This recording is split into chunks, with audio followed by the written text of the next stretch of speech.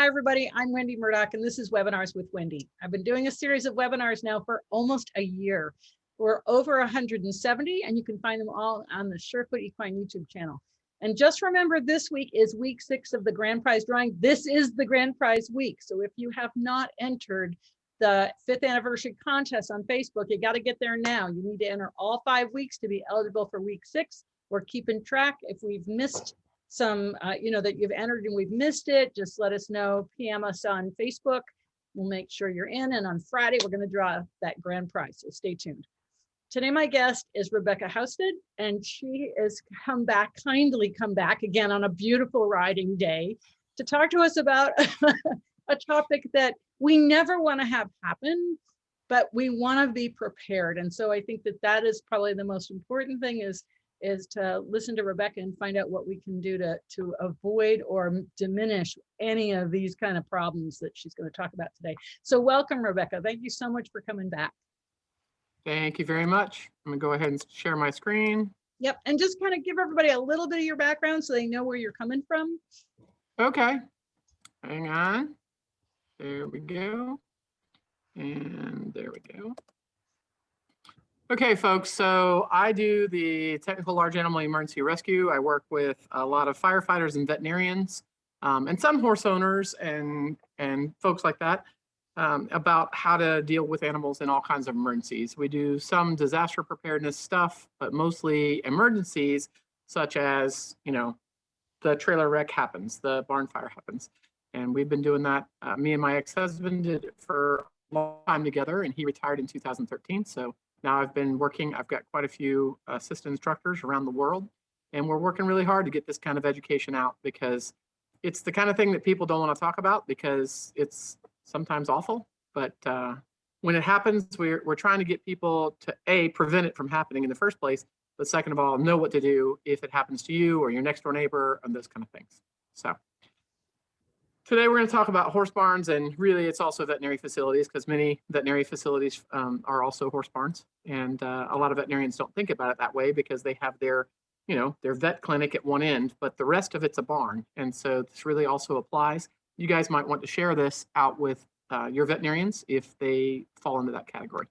So really relevance to our business, whether you're a boarding business or a horse owner or a veterinarian, is you want to prevent this. And I'm sure you can see that those are some beautiful gates there.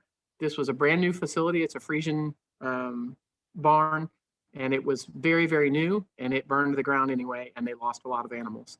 And we want to try to prevent this thing in the first place. And it was probably an electrical thing that's notorious for some of the new barns as well as older barns. But we don't want this to happen. I spend a lot of time talking to people after these things happen. And when you hear their stories, it's just horrendous. So let's try to figure out how we can prevent that. So one of my mentors along the way is a veterinarian, and his name is Dr. Dick Mansman. He's in North Carolina now, but he worked in California for a long time, and he got involved in some of the disaster stuff and emergency stuff because, California is sort of like the state of disaster. There's always some kind of disaster, and most of it is, wildfires and those kind of things.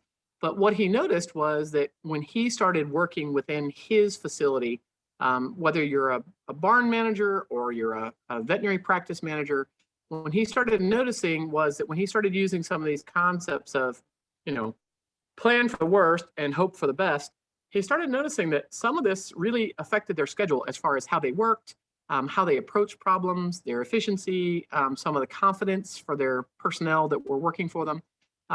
Just because they'd already been through some of the worst case disaster stuff. So that's what I will encourage you to do, is to sort of, I'm not saying embrace this awful things, but at least do some of the prevention part. And hopefully that will affect your schedule a little bit better. So since we're talking about fires, what does the fire service really respond to? And I don't know about you guys, but I was sort of horrified when I found out that agricultural fires to the fire service basically included horse barns, along with chicken production facilities, tractor sheds, hay barns, manure fires, and corn silos. And they were like, oh, well, that's an agricultural fire. And I was like, so the rest of those things except chickens don't have brains. So how can you consider a hay shed or a tractor shed, which is a thing, versus a horse or a chicken barn, which is a living thing, and to me should be totally different. But to the National Fire Protection Association, they all sort of fall into the same thing. They're both fires, and in this case, we would prefer that they also involve a rescue component. The fire service doesn't do a lot of rescue components, and they particularly don't do a lot of horse rescue. So you can imagine that most of your firefighters that show up aren't going to be trained in how to respond to an agricultural fire, and they're also not going to be trained in how to do large animal rescue. So that makes it a little bit difficult. But that's the other reason that we need to consider how can we do this from prevention side. So if you do some short Googling, you could find many horses being affected by barn fires anywhere. We talk about these things in detail on our Technical Large Animal Emergency Rescue Facebook study group. And we post these things and talk about how we can do prevention and those kind of things. Sadly, it's always the same thing. You know, it's usually an electrical thing. It happens in vet clinics too. Again, a little Googling, you will find lots of places where horses have died. They usually also lose their dogs and some goats and chickens and stuff too. So they can be pretty horrible. And when you talk to people after these things, it's just absolutely awful when you find out some of the things that happened. You know, you're looking back and you're like, okay, well, it was cold. So somebody put on a heat lamp and then they plugged it into a non-GCFI outlet. And you go, well, those are three things that I could have told you something might happen. So we got to get better at that. So what we're really here to do is we're going to talk a little bit about human factors, which is how we respond to things or how we think or fail to think about things. I'm going to give you a lot of evidence-based information. There's not a whole heck of a lot that's been published about these kind of things. I have tried to do as much as I can through AAEP, which is American Association of Equine Practitioners. I've tried to get some information out through them. I've tried to do quite a bit on social media, but it seems to me when I run into average horse people, they still don't know about some of the kinds of things about how to approach fires. And I'll tell you why. When I talk to people, the first thing they say is, well, what we should do is catch them and put a blindfold on them, right? And I'm like, no, you're a firefighter. You've never caught a horse in your entire life. And now you're going to try to catch that thing in a barn with all this excitement going on.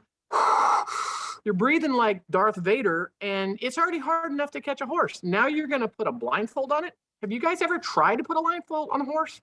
Does the horse actually lead with a blindfold? Some do, some don't. And so, you know, that just goes to show me that people get their education from TV and movies, and it's usually not correct. We're going to talk a little bit about animal behavior and why that's so important to us and our safety trying to get something out of a barn fire. We're going to talk about welfare for both people and animals because it's about us too. And then doing some risk evaluations and what are the best practices. So I'm going to try to compress all that into 1 hour or less. So I don't know about you guys, but I could pull these kinds of pictures from just about any wildfire that occurs, and they all about look the same. It doesn't matter if it's Georgia or it's California or Canada. When these kinds of situations happen, sadly, horses are running loose down the road. They're trying to load horses in the middle of the road. The fire truck's trying to drive around them. You notice, as Wendy and I were talking about earlier, almost every person, this is pre-COVID, this is 2017, and it makes my point. Everybody's got a mask on to try to protect their lungs. What about the horses? You know, they don't have any protection. So what's going to be the effect on them? You get them out, they look fine on the outside, but what's going to happen in their lungs? I'm not a veterinarian, I'm a Ph.D., but I will suggest to you that if your horse has been exposed to smoke like this, it probably needs to go see a veterinarian and may need some prophylactic treatment. So the problem that I'm pointing out is they all look the same. We're making the same mistakes. We fail to evacuate. We don't know what's happening. We don't have a shelter-in-place plan if it's something else besides wildfire. For example, Wendy, you saw what was happening in Texas the last couple of weeks, and it's awful because it doesn't usually get that cold in Texas. But could it? Yes, and of course it does. And you know, I end up being the butthead because I said, why don't you got 62 horses and you don't have water for your horses? I don't understand that. That's your job. You know, you should have had a plan. And everybody's like, you just don't understand, Rebecca. And I go, why don't you have a backup plan and another backup plan? Those 62 horses depend on you. So we make the same mistakes as human beings over and over again. And part of it is failing to look around and realizing what could happen to us. And part of it is understanding, it really can happen. And what is the worst case scenario? So Dr. Rebecca McConico, she's one of my peeps over in Louisiana, and she was at a conference and she said this, and they've been saying that for many, many years. You should have a plan for your local folks. Everybody should have a plan. If you got a big barn, you should have an evacuation plan and a shelter in place plan for all the different things that could happen. You live in California, for earthquakes and wildfires and, all the other things that could happen to you. If you live in Kansas, maybe you should have a tornado evacuation plan. Maybe you should have a shelter in place plan if you have a blizzard. But you should also dovetail that with what everybody else is doing around you.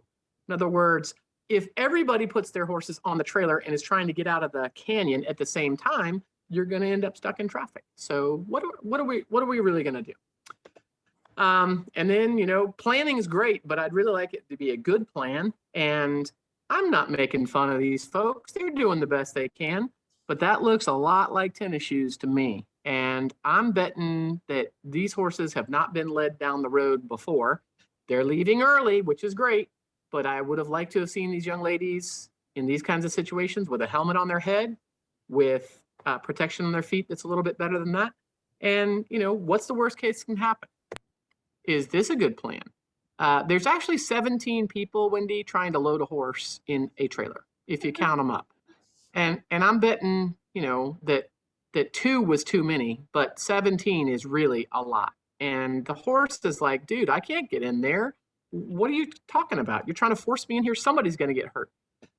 And that's why I'd really like to see a better plan. And some of that comes down to us as horse people. We spend a lot of time, getting my horse to do a sliding stop and do a pee off and a pissed off and all those other things. But to me, that sucker should be catchable, leadable, and loadable by anybody. And the funny thing I hear, and I know you've heard this, Wendy, is people say, only me, I'm the only one that can catch my horse. And I'm like, well, you're an idiot, because if he's out there in the pasture and I can't catch him and we got to go, then he's going to stay, and I hate it for you. So think about it that way, and you start thinking, man, maybe that is important. Those are the kinds of skills that we'd like to see Rebecca, people have. One of the things to kind of add to that is that your horse is leadable off of bicycles, golf carts, That's cart. right. I mean, I have led my horses off of bicycles and golf carts, and they lead because you're going to get out with whatever you got. That's right. Exactly. So what I always tell people is it's trailer math. So do you have 4 horses and 2 horses on two horse trailer? So that's 2 trips, right? So you got to leave really early for the first 2 and then come back for the other 2, assuming you can, especially in wildfire situations. And there's many, if you talk to people that are in some of these situations that are awful, they didn't have time to go back for the second load. In Paradise happened in like 18 minutes. It was ridiculous. So you just don't have time.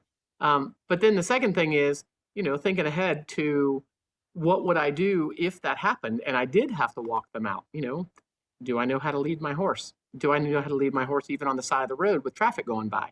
Has he been in those kinds of situations? So absolutely, you're right. And I will tell you that this is not a plan. So we see this quite often in many different kinds of disasters. It just happens to be a wildfire, but we see it in hurricanes. We see it in lots of things. And that's not really an evacuation plan, because your horse in his entire life has never been welcome to just leave, walk down the street and try to find his own grass and his own water and his own safety. And what they do is they fall into things, they get trapped in wire, they get burned. It's absolutely awful. So we got to come up with some better planning. And if that means that you got to spend some money to get FireWise, which is some of the things that the National Fire Protection Association has been trying to cultivate so that you don't have to worry about your place burning to the ground, then maybe that's what we need to do. And that just comes down to homework. That comes down to actually thinking it through. Sitting down with a firefighter, sitting down with somebody who's been through an actual wildfire. One of your friends on Facebook somewhere has been through this. Sit down with them and say, hey, what was it really like? Explain to me what it was really like, because I read it in the newspaper, but I don't think I really understand. And you talk to people in Australia, and Wendy, I know you've been there a lot. It's a sobering experience to talk to them, because you go there in a catastrophic fire season and they've got all their stuff in the trailer. The truck is hitched. it's fueled, and it's pointed down the driveway and with the back doors open because they're like, we got 5 minutes, we got to load horses, and we're gone. Yeah. And that's really what it's like in some of these situations. So, you know, depending on the threat to you, and we even get wildfires in Georgia. They're not usually like they are in California. They don't move as fast, but they can be pretty terrifying. So does everybody know the plan? Do you have a communication plan? You know, are you watching the fire weather? A lot of people don't know there's even fire weather sites. You know, do you have your routes planned out? Because if they start blocking roads because of fire, then your evacuation route, turning around a big horse trailer is no fun, as we all know. So, you know, what are our evacuation routes? What's current? Those kind of things. And that just comes down to communication and practicing. Do you know how long it takes you to actually do it, to actually hitch, to actually load your horses, and then to drive to a location, whether it's a friend's barn or to another state where you're going to have to do these things? How much time does it actually take?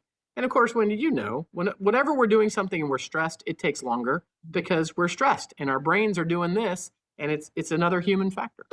Very stressful. Well, and the horses. But this is a good example. This person, go ahead. What? The horses feed off the stress, even if they don't recognize the danger, right? So you've just told them. Exactly right. So this is an example of using FireWise. You know, these people did a pre-fire season burn. They saved their property and their barn and everything else. I don't think most people are going to go to this extreme, but obviously it made the difference when the actual wildfire came through. They were able to save their place, and that had to be absolutely terrifying either way. But you know, it comes down how good is our plan. A lot of people probably watched what happened at San Luis Rey a few years ago. They lost a lot of horses. They had 3 people that were very severely burned, trying to save animals. They were heroes. They were trying to get these animals out. But the fire was actually 2 miles away, and it was dropping the cinders and the brands into the area where the horses are. And of course, since this is a racetrack, most of the horses were on straw, which is highly combustible, and people don't realize that. And that's really what started the fire. They tried to blame it on the palm fronds, but I promise you, it wasn't just the palm fronds. It was also landing in the hay. So that's a horrific loss. And then, of course, they were trying to evacuate, and horse people saw it on social media, so they were trying to show up, and the evacuation plan just failed. This is another one where, you know, again, we're always trying to balance that thing of security and safety for our horses. Nobody wants to have their horse stolen. But the animal control and some people actually got to this facility. The gates were locked and they were unable to be removed, and they lost a lot of horses. And that's just awful. You know, that's a total evacuation plan fail. So I know that we have to balance those things depending on where you live, how secure your facility needs to be, and how valuable your horses are. Insurance often has some requirements for those kind of things. And I understand that, but we got to balance that under certain conditions. Under catastrophic fire conditions, maybe you should take the locks off. Anyway, so sadly, this is what we see. This is an old picture, but it still makes the point. Everything that's combustible has burned, and the only thing that's left is anything metal. When you talk to firefighters, when you talk to people who actually do this for a living, emergency responders, and you ask them about barn fires, what I usually ask them is say, hey, how many of you guys have responded to a barn fire? And about half of them will raise their hand. And I'll say, how many of you actually were able to get any of the animals out? And a few will actually raise their hand and say, hey, we were able to get a few goats out or horses or whatever. And I say, okay, how many of you saved the barn? And none of them raise their hand. It's a stacked bet. There's no way, if as fast as these things burn, as much stuff is in a barn, it's a stacked bet you're going to lose the facility. And that's the part that we're really going to talk about in detail today, so you guys understand it. So we already have a fundamental issue. We put animals in these places that basically is a cage, and we only have one exit. Now, Wendy, do you only have one exit from your house? No. I have exactly 2 exits from my house. 3 doors, 3 exits. That's right. That's right. And probably from most people's bedrooms, they usually have 2 exits. It may or may not be true, but for some people, they may only have 1, but usually you have 2. And so people tend to think about, well, I've got exits at the end of the barn. Well, the end of the barn is 50 feet away. And that becomes a long distance to run when you're trying to move a lot of horses. So that's one of the things we're going to talk about. And then I look at this picture and I go, well, that's a $10 cheapo box fan. And we know those Lasco fans have had several recalls because they start fires. And it's on an extension cord, which an extension cord is only intended for monitored use. In other words, you plug it in and you use a saw or you use clippers and then you unplug it. People don't understand. An extension cord is temporary only and it should be supervised. And that tells you that they don't expect it to last. So take those extension cords, cut them up in pieces, and get an electrician into your barn and put that stuff in hardwire and replace some of your fans. I'll show you some examples of that. So part of the other reason that we have challenges in the horse industry with fires is that we are horse people and we listen to horse people. And most of those horse people haven't been educated by ventilation engineers, structural engineers, firefighters, veterinarians. So when it comes to fire, who would we like to talk to? A firefighter. So why are we talking to horse people when we're building a barn and we're thinking about fire? I don't know, but that's what we do. So there's a lot of resources out there through the National Fire Protection Association about how we should be doing some of these things. But honestly, Wendy, you know, for many of us, how do we build our barns? We get the barn building book from Lowe's or Home Depot, and we build a barn. It's agricultural. In many places, you don't even have to have a building permit to do some of these things, or it's not really, they're not serious about the building permit. So we get ourselves in trouble, and I call it old wives' tales, and it's the lies that we tell each other. You know, put a halter and a lead rope right outside your horse's stall, and we'll somehow magically let the firefighters get them out. And that's not how it works. So this picture is one of my horses who's very patient, and this is fake smoke. And we were doing a demonstration to show them how long it actually takes to catch horses in an emergency situation and lead them out of a barn. And that is a great practice for any of you guys. Time it. Just start outside the barn with 1 or 2 people, run in the barn, grab each horse individually and bring them out and put them in a paddock or have people hold them and see how long it takes you to actually evacuate your entire barn. And you'll notice that it takes a lot longer than you think it does. So part of the thing that I want you guys to get out of today is that fire doesn't care. It doesn't have emotions. It just wants to feed itself. And what it feeds itself is on anything combustible. Combustible means things like hay, straw, wood. What do we have in barns? Hay, straw, wood. And then people say, well, I've got a metal barn. And I go, well, did you know that the metal will actually bend at a lower temperature than the wood will catch on fire? And they go, I didn't know that. I know, because it's lightweight steel construction. It allows these beautiful barns with light, nice, big spaces, but it's still sensitive to fire. To the fire service, when we start talking about response time, that's the other thing that as horse people we don't understand. Response time for the fire service is when they get 911 and they show up with the first apparatus. The first fire truck shows up. Not the first firefighter, because often they'll show up in their personal vehicle, but it's when the first fire apparatus shows up. When that first apparatus gets there, they don't just put on their gear and run into your barn. There's a whole bunch of things they've got to do. They've got to make sure that the pump is working. They usually will pull off a hose. They will do a 360, walk around to the barn and see if there's anything like barbecue grills, propane tanks, septic tanks, all the other things that could happen that could be dangerous to them. And they're also going to be trying to get people who may be running into that barn in the smoke and try to get them out. At some point, they will attack the fire. But the point is, it's more important that they get situational awareness of what's actually going on. Where is the fire actually? You know, smoke may not be where the fire is.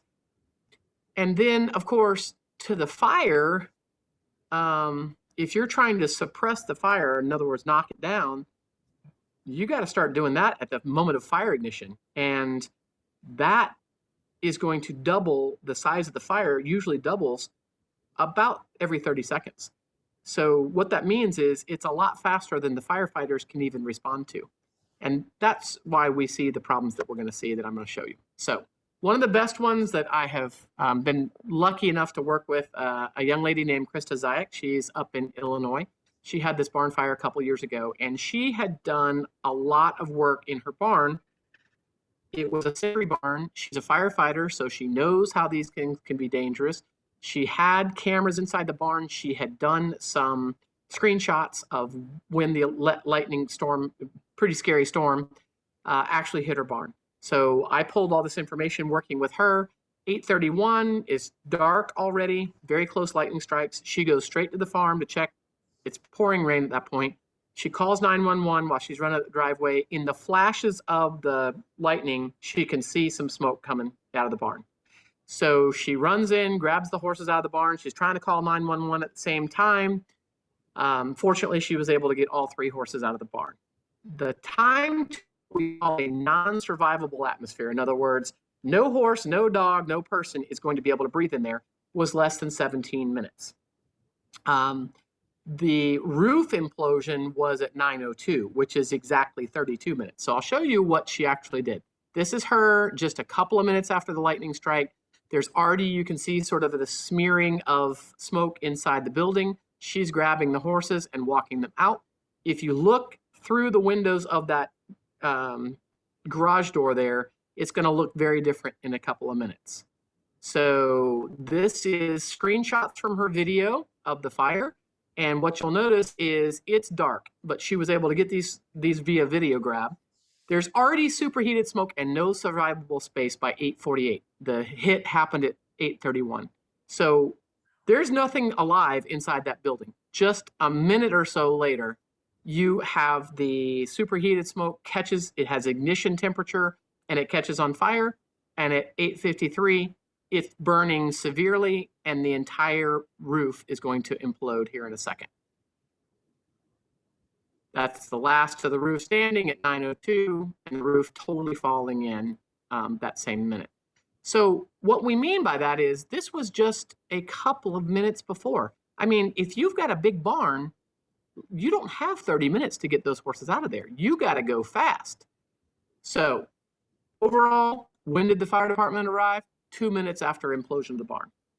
And that's not their fault. I'm a member of a volunteer fire department, and I will tell you that by the time we get the 911 call and get all the information that we need from the 911 call, and then we get in the truck, drive to your location, find your location.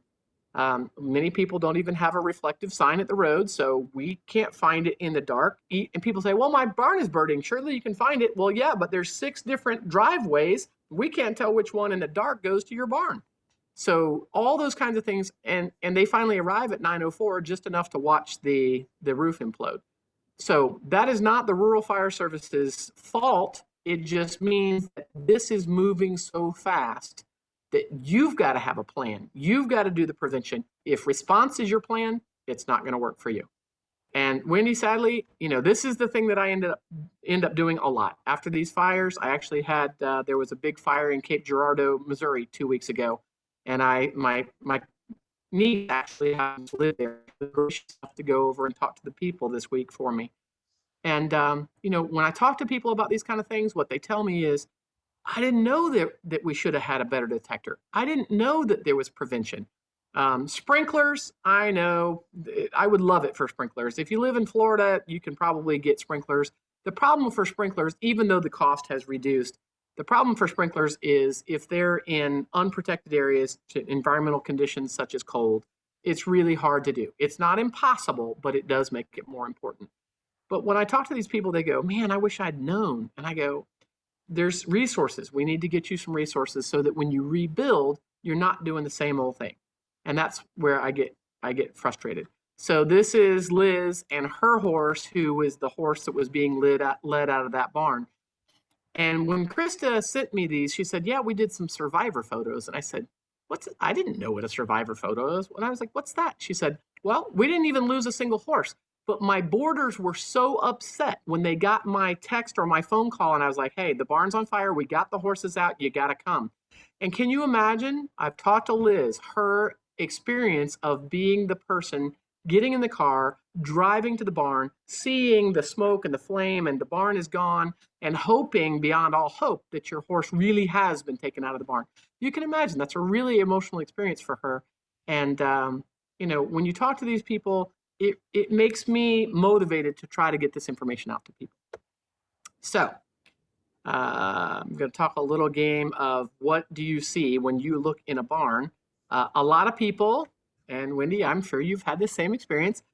We go to a barn, they want to show me our horses, and they want to tell me who's out of who, and this one's worth $500,000 and all those things. And I'm like, oh, that's nice.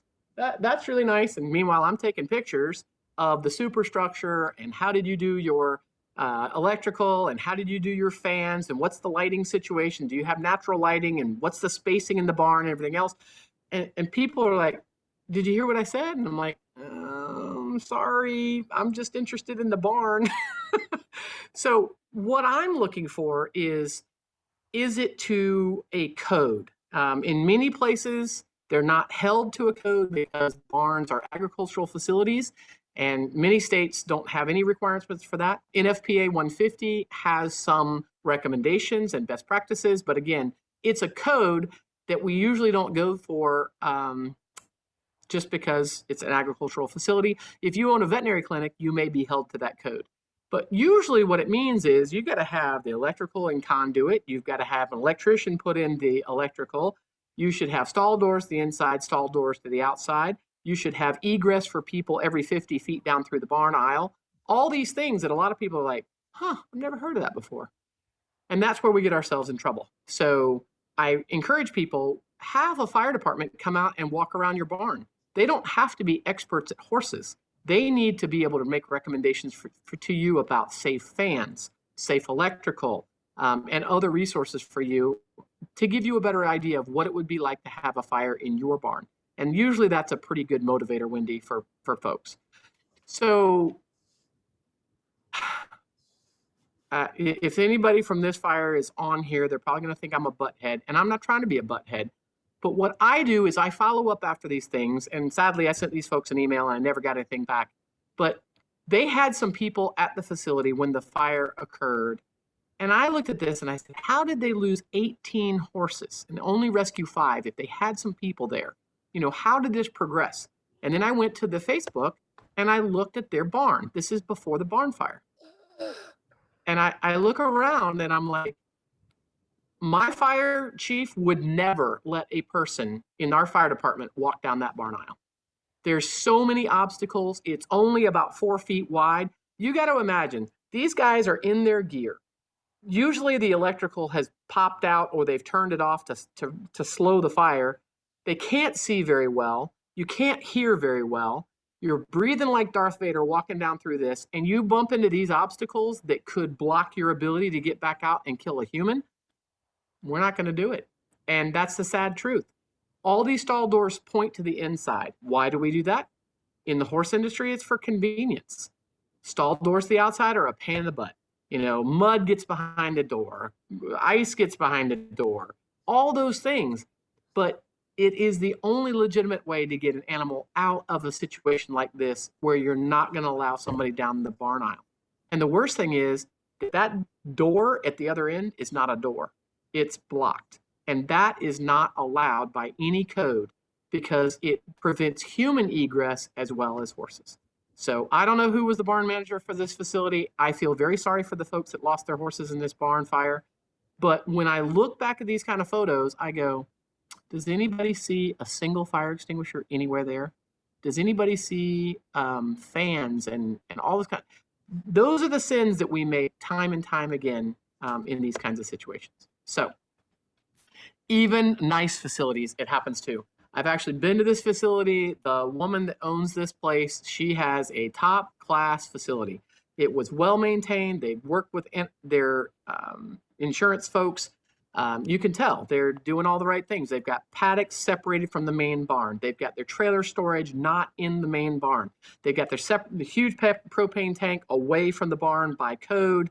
They're managing all their manure away from the facility. Basically, what's in the barn is horses, and that's it, except for a little area where they were doing washing and drying of their laundry for the horses. And sadly, that's where the incident happened. But there's access around the facility. Everything has been well done. So let's do our little game of do you see what I see? Taking a look at this. So I'm a firefighter pulling up in a truck to this barn.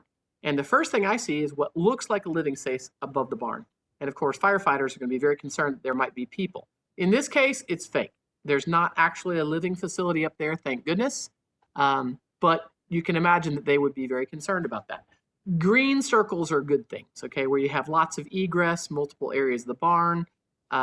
They did not have barn egress halfway down, so it's a long barn, and that would be a huge challenge. You got to think about, some of you guys are probably really young, and you can run 50 feet like that. I used to be able to do that. But as I get older, I don't know about you, Wendy, but I'm speculating that most people over 50 just don't run as fast as they did when they were 20. And then what happens if you have a therapeutic facility and you've got children that are in a wheelchair? What about children that can't, they're in a stroller or whatever? What are the access things? And that's why we want more egress for people as well as for animals. So where's the closest hydrant? Do they have hay and bedding storage? In this case, because I've gone to that barn, I know that their hay and bedding storage was separate from this facility. The only thing that was in that barn was what they were using today, which is limiting the fuel source. But those are the kinds of things I look at. This is actually laid out pretty well. A lot of ventilation, a lot of good lighting. They do have a very low ceiling, and that can be frustrating from the perspective of smoke, simply because the smoke can catch underneath that low ceiling and it starts to lower from that point instead of going higher in the barn. I know why they did it, and that was to try to keep it warmer in the barn because this is Canada and it was very cold. I asked questions like, where are your fire extinguishers? How many fire extinguishers do you have? If you only have 5-pound fire extinguishers, you're not going to put out very much with that. You really need the 10 and 20 pounders. There's all kinds of obstacles here, but at least the obstacles are against one wall. So they're not as significant as they would have been in that other building. And in Canada, it's hard to justify a sprinkler system. So very, very difficult to do. On the outside, very nicely done facility, xeric landscaping, so you don't have a lot of things that will catch. But the problem is no access to the outside wall. And of course, the night of the fire, because it was extremely cold, they had closed up the barn, and it basically made a space where it just held the smoke, and there was nothing to save by the time anybody realized there was actually a fire. So this happened back in 2016. Dryer malfunctions, electrical, and it moved through the barn. And basically by the time the flames exteriorized and somebody realized there was a fire, it was too late. There was nothing saved. And the lady that had owned this place, she had the insurance company actually do a walkthrough about a month before. So she was doing all the right things, and she still lost this facility. But I will tell you, she's got a tattoo on her leg that she put there for those 43 horses. And when she rebuilt this, she had insurance, and she had me, and she had a whole bunch of other people that came back there. And she said, what do I have to do to minimize this? And there is only a few electrical outlets in that barn. And now the electrical shuts off at the time they normally shut down the barn at 8 o'clock at night. The electrical shuts off and nobody can turn it back on. So if you want to clip your horse after 5 o'clock, after 8 o'clock at night, too bad. You're not going to be able to do it. So she has gotten a little extreme with that. But then again, I don't blame her for having had this experience. So what did her barn look like after all that heat? This is why it's so dangerous to consider running down interior barn aisles. You can see that all the heat has collected in this area above the barn. And then what happens is it causes the structural metal, or if it's wood, it eventually burns enough that it burns through and it fails. And it falls down into that interior aisle, which is where you or a firefighter might be if you were trying to, quote, rescue horses. And that's why it's so dangerous. Very, very difficult to deal with. And that's why we tell people, stay out of these barns. The other comments I want to make is she had plenty of access for firefighters to get to her area. It was really, really cold. They were having all kinds of problems with ice and snow and those kind of things to get there in time anyway. Having that pre-plan, she already had a pre-plan, and they still weren't able to save this facility. So again, we got to do a lot more prevention to prevent these kinds of things. The other thing I want you guys to understand, since we talked about running or theoretically running, is this is another facility that had a barn fire. And I want you guys to think through, those are estimated lengths of these facilities. This is the way most people lay out their place. And so if you had to go get a horse out of a stall and then run 40 meters down the barn aisle and then 40 meters out to the gate, what would that actually look like? It would take you, I don't know, 10, 15 seconds to catch a horse. The first horse is easy. After you start getting excited, everybody else is going to be a little harder. You catch him in his stall, you run down the barn aisle, you take him out to the paddock, you kick him out in the paddock. What happens if you don't close the gate behind you? They all run back in the barn. It's not because they're stupid. It's because that's where they get fed and that's where their buddies are, and they're going to be running around like idiots, having fun and terrified, and that's not fun. So what that means is you got to run back to the other stall and catch the next horse. So what that means in firefighter math is one person, 18 horses. I'm going to speculate it would take you 36 minutes. And this is why I want you guys that are watching to go home and do this with one or two people. Time it. How long does it actually take you to do this whole process? And if you've got 18 people there to stand and hold horses as you bring them out of the barn, great. But usually you don't. So you need to go to the paddock, put them in the paddock. And I know what some of y'all are thinking is, I'm not tossing her horse out with that horse because they're never together. And I know that one's going to kill that one. So maybe you have some limitations there. What is your plan? How would you handle that? I can't tell you the best way to handle that. I'll just tell you that nobody ever practices these things. And when they do practice, is there a chance something can get hurt? Of course. But when you're going to practice is under real conditions. And that's when it's awful. So you can imagine, Wendy, if you had two people, maybe 18 minutes. But I tell you, if I'm one of the two, I'm going to be sucking wind if I have to run for 18 minutes, running with a horse next to me and running back and forth between barns. That's really hard to consider doing. Okay, Well, while you're also calling 911 at the same time.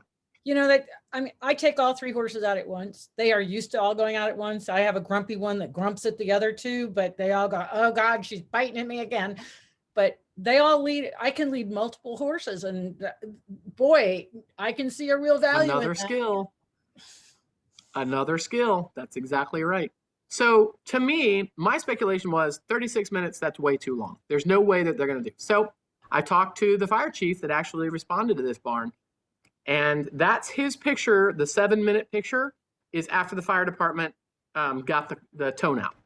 Now, you got to understand, when people call 911, it still takes a minute or two or maybe 3 to get the information, tone out the fire department, and then they go from there. So that's probably, I'm speculating, about 7 minutes after the fire actually started, assuming they called 911 immediately. So 10 minutes. And what did we say about 36 minutes? You don't have 36 minutes. You got 5 minutes. Because if you look at that picture, you'll notice that most of what's burning in that picture is the smoke, which means there's so much smoke inside that barn, there's a non-survivable space. A person or a horse inside that barn is not going to survive. They may be alive when they come out, but they're going to have so much damage to their lungs that they're not going to survive. And that other picture is 3 minutes later. And the entire thing is just fully involved in flames, and the whole thing is getting ready to fall in. They didn't get a single horse out of the barn, Wendy. There was 5 people in the barn. So what does that tell me that happened? I mean, these things are awful, but 5 people panicked. 5 people didn't know how to use a fire extinguisher. 5 people didn't know what to do. And so they ran around doing whatever they did. And apparently there was also a language issue, but that's okay. It doesn't matter that if somebody speaks outer Slovakian, I don't care. They should know how to call 911. And that is where the problem comes in. And just an awful thing to lose every single one of those horses because they didn't have a plan. So the challenge is, and go ahead. You go back to what that facility looked like before the fire? Because I have a question. Yes. This makes me want to ask a question. The covered arena is attached to the main barn. The main barn's a huge, long main barn. Now, I actually personally can't stand them because you're walking forever. But does this sort of lend the idea that you are much better off with a detached covered arena and two smaller barns rather than one gigantic barn? So one of the considerations in NFPA 150, the code, is that you should not have a barn bigger than 5,000 square feet. If you need something bigger than 5,000 square feet, you should build a second barn for that exact reason. It makes it easier to rescue animals, all those kind of things. And the part that really scares people is the recommendation for any life safety code is that really every single facility, like your garage from your house, should be 50 feet away. Now, why do people put garages closer? Because convenience, right? But your covered arena should be at least 50 feet away. And when you see a barn burning like this, 50 feet, that thing is probably still going to catch. So 50 feet seems like a lot until you have an actual fire. So you're exactly right. So we call that compartmentalizing. There's a lot of recommendations in how to do that in an Nfpa that I'm going to send you some stuff to send out to people after this. But you're exactly right. That covered arena should be detached. It should be at least 50 feet away. That would give you some options as well. And we're going to talk about a run out plan in a second because you're already on it. You've already figured that out. So when you get a horse out of a fire, if you get them out of the fire, you should immediately have a veterinarian there because just like we were talking about wildfires, the injury is often not to the external part of the animal, is the part where they have inhaled something, particularly if they get a little excited, they start to elevate their heads into the column of smoke and the heat, and they're going to do all that damage to their lungs. So call a vet. This is a good example. Dr. Chris Bell up in Manitoba did a really nice job with this fire. This was a heater core block for a tractor or something that caught on fire, and it had a huge amount of plastic, nasty smoke that went through the barn. The barn had been closed in because it was cold, and a lot of these horses were sucking some of this stuff into their lungs. And they took it very seriously. They showed up with oxygen. They put the horses on fluids and oxygen and prophylactic treatment, but they still had a couple of horses that had to have intensive treatment because these are performance horses. And they, you know, Wendy, you know better than me, a performance horse that has a lung injury just went from a huge value to no value very quickly. So take these things very seriously. It's amazing to me how many times people will have something like this and they say, oh, the horses escaped and they look great. And I go, well, did you have a veterinarian look at these horses to make sure they didn't have a lung injury? Oh, I didn't think about that. And usually the sneaky thing about lung injuries is they show up about 2 or 3 days later. So they look fine for a day or so and you're thinking, yay, we got away with it. And then they start to have the problem. So go ahead and get a veterinarian out if you have any kind of a barn fire or smoke exposure or heat. This just happens to be a veterinary clinic, in this case at Colorado State University. But I just want to mention, you know, we are talking about businesses. We run businesses. We have breeding businesses. We have training businesses. And you've got to think about your business resumption and continuity planning too. If you lose that facility or you lose someone else's horses in your facility, can you get sued? Of course you can. Anybody can sue you. I'm not a lawyer either, but I'll just tell you that think about fire when you're talking about your boarding contracts and all those kind of things.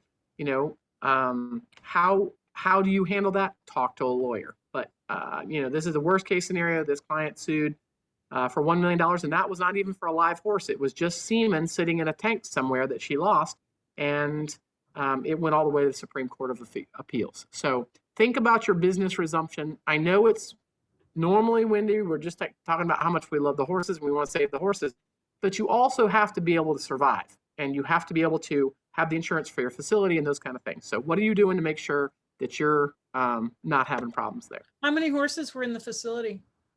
I'm not sure that they had any horses that were impacted at the actual time they got the horses out, but they lost that entire wing of the facility where they had the semen and the laboratory and stuff.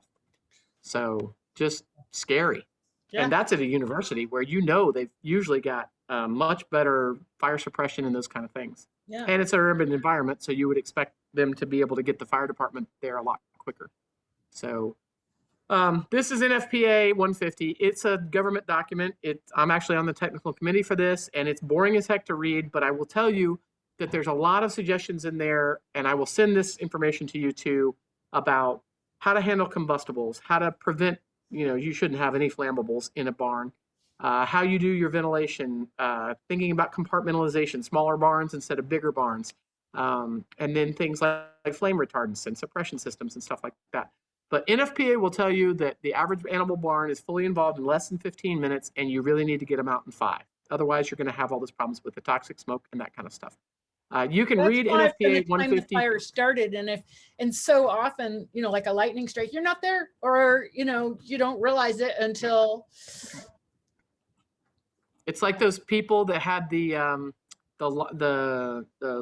pig that was getting ready to have the baby, and they had an online camera, and people were watching just because they wanted to see the baby pigs born.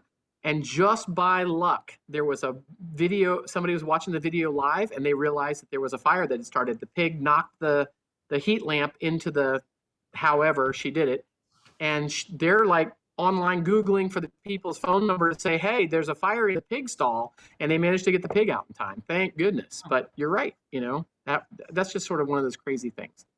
So let's go back to prevention. So I've scared the heck out of all you guys. You're never going to sleep at night. You're never going to put your horses in a stall anymore. I'm just teasing, okay? It shouldn't be that way. But what you should do is start walking around. And Wendy, some of the places that are the scariest is some of these show facilities, because then you're, whoever's next to you in their stall with whatever they're doing and whatever they've got in their stall could affect your horse. So, you walk around a facility and you see these kind of things. This is what we're looking for, conduit, the appropriate electrical panels. They look like they're clean and somebody's doing the right thing.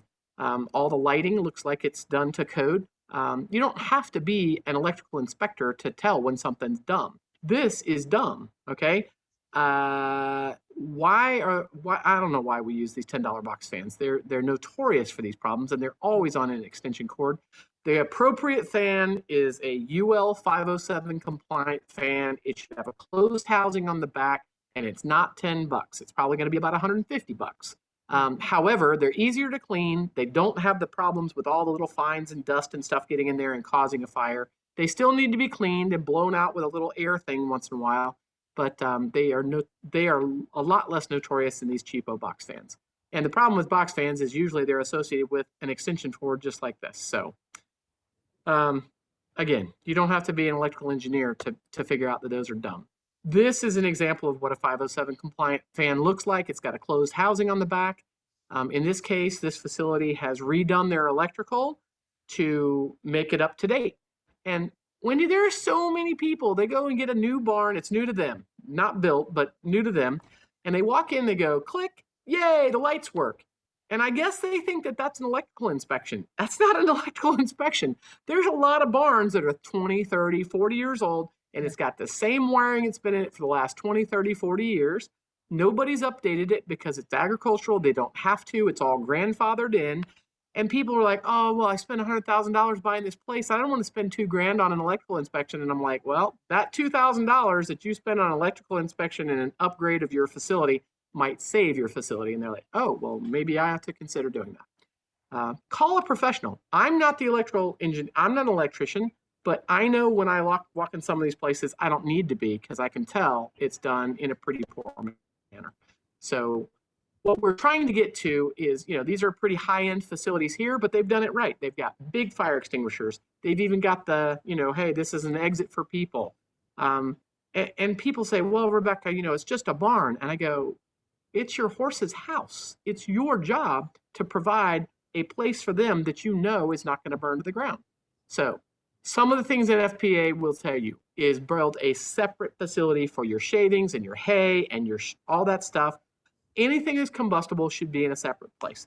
And I know for those of you that live where it's god-awful cold, muddy, rainy, all those things, snow and ice, that you guys don't want to have to walk 50 feet to move all this stuff. I know that's difficult, and I'm sorry. Bring in a couple of days worth, but limit it. If you knew that to the fire service, what they do when they look at a 75-pound square bale like that, Wendy, they will tell you that that's like stacking 5-gallon cans of diesel right there. Same thing. 75-pound bale is equivalent BTU-wise to 5 gallons of diesel. Wow. So you've got, 150 5-gallon cans of diesel there. If you put that many cans of diesel there, people would panic. They'd be like, oh my God. Well, what's funny is inside the appropriate can, it's not going to catch on fire. So it's actually safer than the hay. So how can we prevent the ignition problems? where the ignition problems come. They come from lightning. They come from cigarettes butts that are flicked out. They come from somebody brings back the rotary mower and it's got some heat in the system and causes a fire. Lots of things can cause fire, but our biggest game is to keep those ignition sources away from the barn in the first place. How do we have accessibility all around the parking in front of the barn is one of the most dangerous things you can do because the fire truck can't get there and you don't have egress and those kind of things. Sadly, when I tell people, they say, well, I boarded my horse. There's nothing I can do about it. And I go, well, can you get the stall door on the outside, the furthest one out there? And they go, well, that one's more expensive. I bet it is because it's easier to get the horse out of. I'm just saying that's the priority spot. You get a better chance of getting that horse out that's on the very end than you do from something that's further down inside the barn. So sadly, if that's your most valuable animal, maybe that's where it ought to be. These are just some examples that aren't quite so fancy. I love this. Great ventilation. They've got secondary access to the outside wall. In this one, the horse can make a choice. Does he want to be in or does he want to be out? I know that's easy to say when they live in Georgia.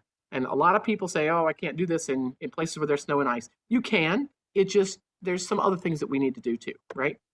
I love secondary access where you have a door, you can kick the horse out into the paddock, shut the door while the burn is burning, and then you can put a halter on him and lead him out to wherever. That's part of a run out problem access, but there may be some better ways to do that. Here's some examples. This is pretty fancy, but this gal, they went to one of my classes and then they went and made some changes and they spent $500,000 on 4 barns and Mrs. Marr's home, but they did it. They put in firewalls. So that lower area, which looks like a hotel to me, is protected from the living space above by a 2-hour firewall. So that's what you have to do to try to prevent the moving of fire.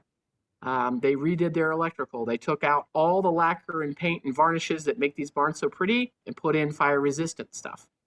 They did training for their employees. They brought the big fire extinguishers. They actually did put in the sprinkler systems in the living areas because the living areas can be maintained at a normal temperature. That's a living area. That's the upper level of the same barn. You can see the living area in the back and everything. There's a sprinkler system. They've put everything in conduit. There's just about a week's worth of hay that's held in the barn. Instead of filling that entire space with hay now, they only put in as much as they're going to use in a week, so they're limiting their fire load. They did a whole bunch of things to try to change this. They also, Wendy, the question is always smoke detectors. The ones that you get from Walmart, they don't work. You're wasting your money. And the batteries go and they get tripped up by the humidity and the fines and dust and all those things. But it doesn't mean that it's impossible to put in a detector. What it means is you have to hire someone to come in and put radarized thermal detectors or something that is relevant for where you live in your environmental situation to be able to sense that there's a problem in the first place. And it's not going to be $40. I'm telling you, it's going to be more expensive. But these days, you can even have it go to your phone to warn you. You can have hardwired to the fire department so that they show up in a little bit better time, all those kind of things. It's always possible. It's just a question of whether or not we are willing to invest the time and effort to do it. Here's another example, a pretty extreme example. I work with NYPD up in Manhattan. And they're up on the 3rd floor of a building and they did it. So again, they're doing the same things. Firewalls, limited amount of hay. They put in the thermal detectors, radarized thermal detectors. They've got sprinkler systems in the heated spaces and electrical and conduit. So it can be done. I admit that they have a lot more money than most of us. However, they also have a very extreme situation where they keep their horses and they've been able to mitigate the problems. So bottom line, let's get down to the real bottom line here. When you guys do this practice and you run in and you try to put a halter and lead rope on your horses, you're going to find out how long it takes you to actually get them out of the barn. And if you do it while you're running and you're excited and all those things and try to simulate, you'll find that the horses don't respond like they usually do. So what you really need, instead of trying to do that or trying to get firefighters to catch horses, which is difficult to do, you really need a predefined run-out plan, which means you've got to think ahead of time so you can open or close a few gates and force the animals to go one way and get out to a paddock or a pasture. And there's a lot of places that aren't laid out for that. And why do I say that? Because we practice with firefighters, and when firefighters go in to try to catch the horse, they usually don't do what Tornado did in this picture, which is every barn I go in burns. So it's fake smoke, not real. But okay, I'll come to the door and let the firefighter catch me. Who's breathing like Darth Vader, smells funny, looks funny, and most horses have never seen anything like that, okay? This is the reality. These are some firefighters in pitch dark trying to find the halter and figure out how to open the door. They can't see very well. It's pitch dark in there. They've never caught a horse before in their entire life. They're trying to figure out halter. Oh my God, how does this work? We set them up for failure and videotaped it, okay? But that's the reality of how this would happen. It took them 12 minutes to catch the first horse and get it out. And that's the reality of it. It's very difficult to do, and you're not going to get it done. And they're just like looking at things and where's this door and how to do the latch. And actually what's funny is that in the background, you can see the one horse is like sniffing the guy, like, what are you doing? Which is an unusual horse. So this is what it looks like when we do these practices. And what we find is it takes so long to individually catch and lead. And it's not even pitch dark in there. That's fake smoke for these horses, folks. What we find is it's so much easier to just do a run out plan. You open the stall door and let them run. Of course, it's the firefighters that are going to have to do this because you're not going to allow a real person to walk down the barn aisle in an actual fire situation. So that means you got to have a run out plan, which means the barn is green. It's got gates at both ends. There's secondary fencing around the entire place, so that if anything gets out of the barn, you can close the front gate to the facility and the horses at least stay inside the secondary fencing. Our preference would be that you close the barn door at one end, chase them all out into the paddocks, and they can run around and be idiots and do whatever they're going to do from there, and you can deal with the fire from there. So you can see, Wendy, that most places aren't laid out this way. You need to be able to think about how can I open or close one or two gates and prevent the problem. Because if you just open the stall doors and let them run out and you don't have secondary fencing, what they do is they run to the road and they run down the road, they get hit by cars and all these awful things that we see time and time again. A little bit of Googling of some actual fires, you will see it every single time where the horse got hit by a car after they had the fire. And that's very frustrating to me. I will send you this picture, Wendy, so you can send out to your folks. Okay. This is an example of what we do with firefighters. We teach them, with your gloves on and breathing like Darth Vader, there's no way that you're going to actually be able to pull the halter around and get that little clip to fit into the hole in the dark on a horse that's scared of you. And meanwhile, if you hold still for too long, you have to wiggle because your pass alarm for your safety will go off and the horse is going to be like, what the heck? So we teach them, put a rope around their neck and just walk. And a well-trained horse should walk with a rope around its neck. It's not the best, but it's better than nothing. On the right hand, that's a run-out plan. That's one of the universities up in Olds College up in Alberta, Canada. And we've been practicing, open the stall doors and chase them out towards one end. The big door at the other end is closed. And we work from one end to the other, and we can chase them all out. And we can empty 50 stalls in about 2 minutes, which is what we're really looking for. Now, is there a possibility of injuries? Absolutely there is. Is there a possibility the person could get hurt if they're not paying attention and they step out in the way of a horse that's running down the path? Of course there is. But you got to practice those kind of things. And what we've found time and time again, depending on how many horses are in what layout of barns, it almost invariably at least halves it. And even most of the time it cuts it down to 2 minutes, no matter how many horses you're trying to pull out. And if you look at this picture, this is Torque. This is my little Appaloosa that we use for everything. And every barn he ever goes into burns with simulated smoke. And what we're doing here with the firefighters is we had them let him go. And he actually, you can see there's a little bit of light, not much. He left and he starts walking down the barn aisle, but Ariel is still in her stall. And when she hears clippity, clippity, clippity, she goes, and whinnies.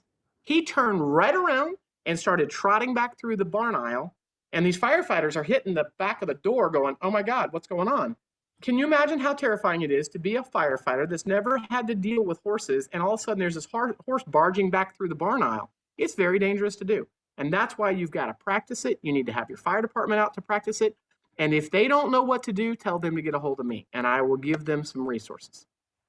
Now, this is Palmer Ranch. This happened about 5 years ago, but they were successful. They had a run out plan. They were able to chase the horses out.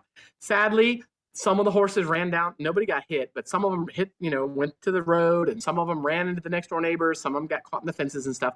So it took them a while to recover those spooked horses, you can imagine, but at least they didn't lose anything to the fire. And the whole facility burned, but at least they were able to get all the horses out. So it does work on a grander scale. We don't see enough of these where they actually had a plan. I had to brag about these guys because they actually did it. So it really comes down to, there's Ariel. If you're going to do these things, involve your local fire department, ask them to come out, practice these things with some fake smoke, and you guys will become believers that there has to be a better way, because it's not the firefighters' fault. They don't handle horses every day. They don't know how to do emergency rope halter.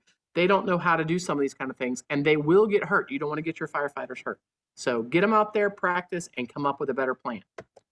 There's lots of resources. I'm going to send this list of resources to Wendy so she can send it out and post it on the Facebook page. There's a textbook. There's a whole bunch of publications, and I will send those to you after this, Wendy. Great. There is a online prevention tool that I encourage everybody to look at. I've been working with Equine Guelph up in Canada. They work with the equine industry, and a lot of their stuff has been prevention of these things. You can go to that online tool from anywhere around the world, and you can plug this in. They've got an indoor and an outdoor. So facility safety on the outside, as well as facility safety for fires on the inside. And they also are going to be running a barn fire safety course in May 2021 that I help them with every year. So those are some resources to look for. Other than that, if you need to get a hold of me, there's my cell phone and my email, and I will respond to you as soon as possible after I get done writing. That's where I'm going from here, baby. Wow. All right. Questions. Let's see. What do we got? We got any questions? No questions. What?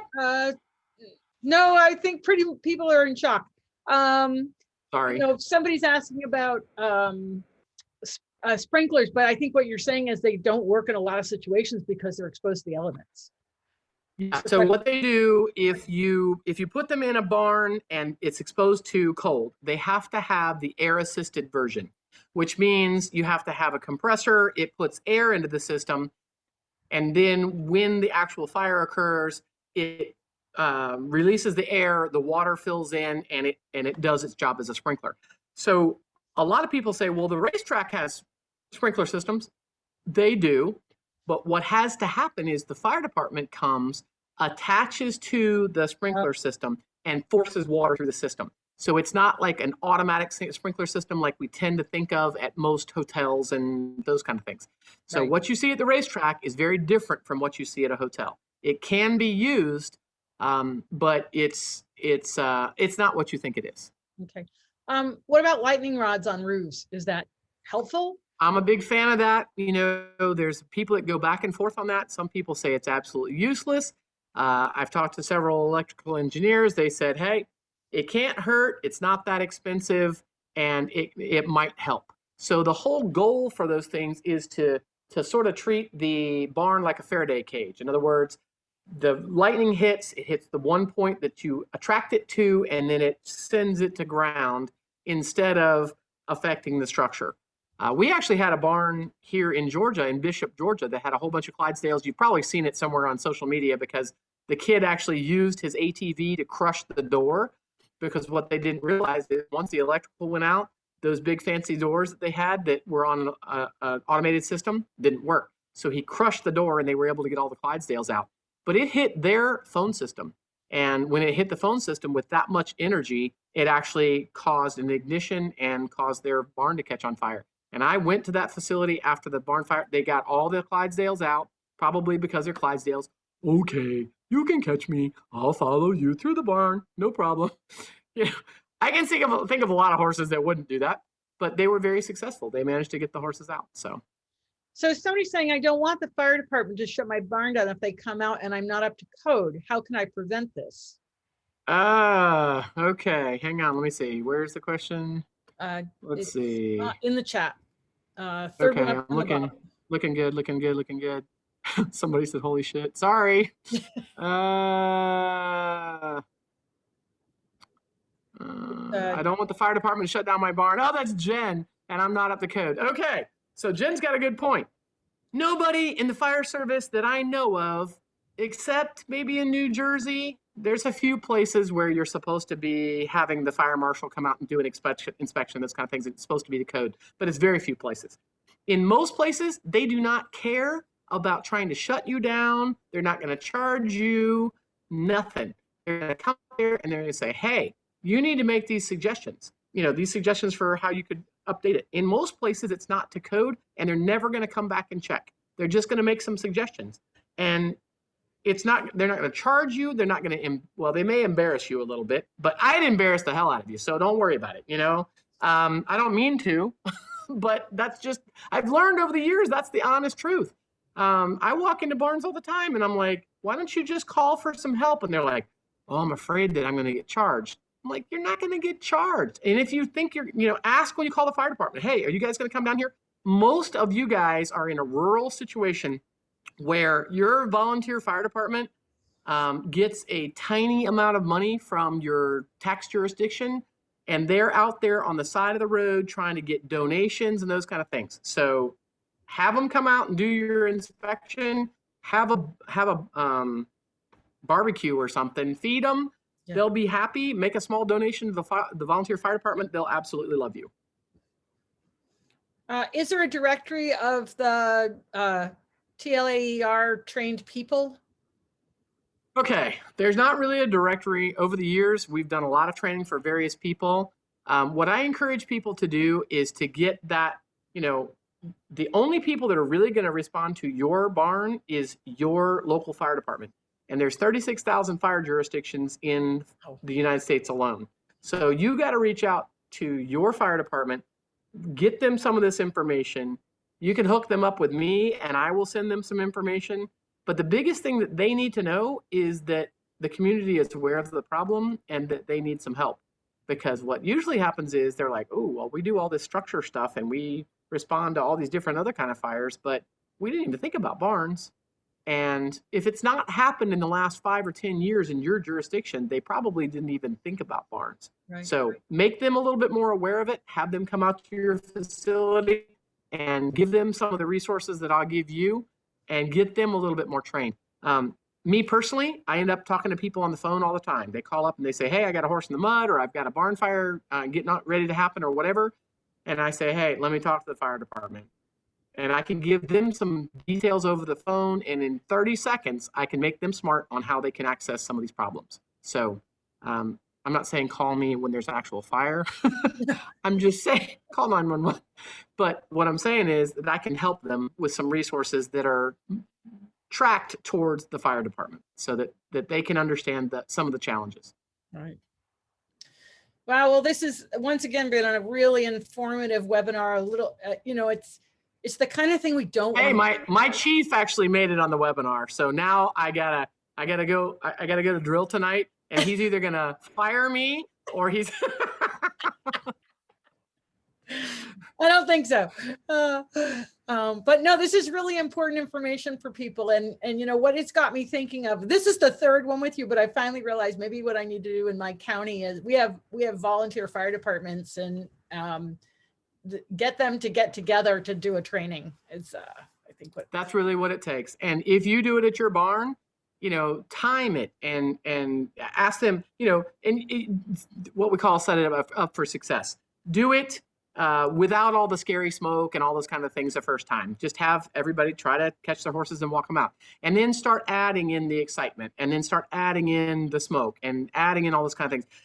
Many times what we tell people is get them to put their gear on and just walk through the barn. Watch the horses' behavior. Watch how some of them are really curious. And some of them are like, holy hell, I'm leaving. I'm going to go out the back door, you know? So that obviously that kind of exposure, it's no different than getting a blue tarp out and getting them used to those kind of things. And it may save their life someday. And again, probably the biggest thing you guys can do to retrofit your barns is come up with a way to do a run out plan and some access to your outside walls so that you can, I know there's all kinds of frustrations and I know it's expensive to put in a second door, but that gives you the opportunity to get those animals out from that. And let me know if you run into problems. I've got lots of resources that I will send to you, and I appreciate you having me on the webinars with Wendy today. Oh yeah, no, it's awesome. Thank you so much. Just unshare your screen. We'll wrap this up. And Okay. And I think this is There the we go. third webinar we've done, right? We did trailers, we did An overview of TLAR and this. Yes, ma'am. right. Yep. So just everybody, you can go back, and what I'll do is I'll create a playlist so you can get to these really easy on the Surefoot Equine YouTube channel. Share this with your friends. This is really important information that every barn owner, every horse that's in a barn, we all need to have a plan. We don't want to be one of those barns that Rebecca's shown us. So, you know, share it with your friends, talk about it.